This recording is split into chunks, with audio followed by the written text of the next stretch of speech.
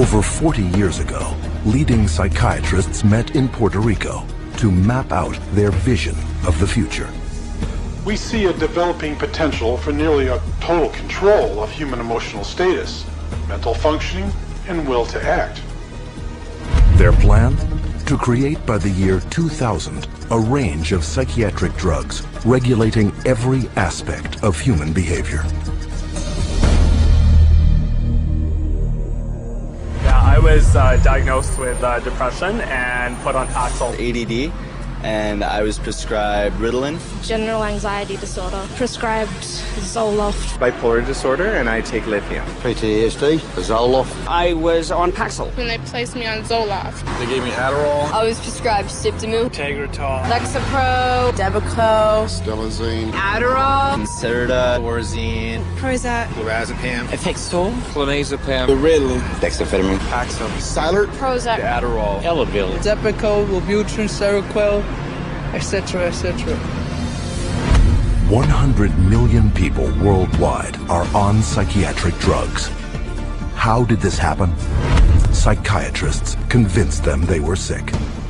They want you to think you're diseased from birth, and that all those experiences of life, childhood and adolescence and teenage years and adulthood and being a senior citizen, that these are all various stages of disease. Because let's face it, we've all been depressed at one time. We've all been anxious at one time. These are normal emotions that we feel. Every emotional and spiritual problem is reduced to a label. And of course, all of those diseases require pharmaceutical treatments. This is big, big business. While generating a healthy income, claiming to be medical professionals, psychiatrists will freely confess that their profession is devoid of science. Well, you don't really have any specific blood tests or other tests that are definitive for any mental illness whatsoever. It would be neat if it would become much more scientific. Well, if you go to my office and you tell me that you're depressed, there's nothing, and no blood sample or whatever, no tests. There are not current available tests to verify your diagnosis. I don't use any tests. You do not have a test to say, well, this is this disorder and this is the best medication for this disorder. For many years we thought we had the tests nailed down, but it turned out that they weren't of any value. If you don't know what's causing the symptoms, then to give somebody something to alleviate the symptoms is close to impossible. By the time a drug's approved and it hits the general population, we don't know even 50% of the side effects that are involved with that drug. And these pills cause heart attacks and liver problems and immune system problems and lots of other medical problems. So you're playing with fire. Every day, psychotropic drugs cause serious adverse reactions. And while psychiatrists and drug companies fully understand the dangers of the drugs they sell, their unsuspecting customers are left to suffer the consequences.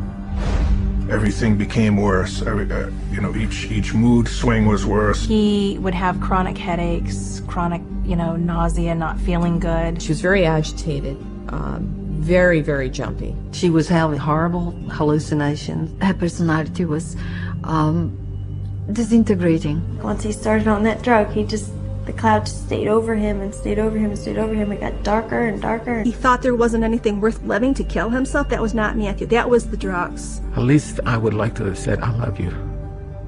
I didn't get a chance to do that. In addition to crippling scores of people daily, every month, psychiatric drugs kill an estimated 3,000.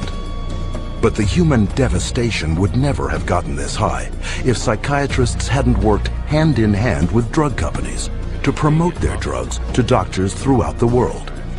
Today, 70% of all psychiatric drugs are prescribed by general physicians. And how was this accomplished? Marketing. It's about creating a good story that uses science, that convinces a physician to think about writing a prescription. This is not science. This is incredibly effective marketing. It has nothing to do with science.